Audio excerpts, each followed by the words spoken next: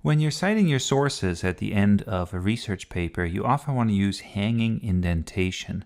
And what that means is that for every entry, for every source, you want to indent every line after the first. So let's see how this works in practice.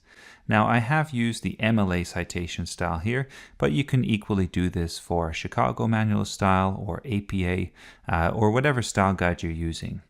First thing you do is you simply highlight your text. So we're just going to highlight our text here.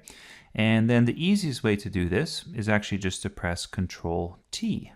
And there is our hanging indentation. It's very simple.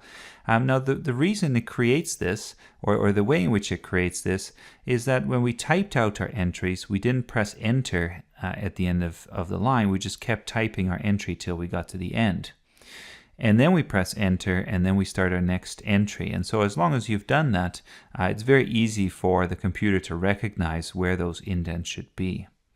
Another way to do this is if we go to the paragraph menu under Home, and we click on this little icon here.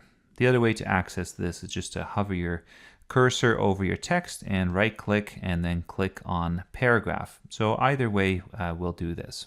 Let's just click here, and all you have to do is go to Special, click on Hanging. We're going to click on Hanging here, and then just make sure your spacing is regular. So I've added or made sure that I have 0 points before and after, and my line spacing for MLA is double.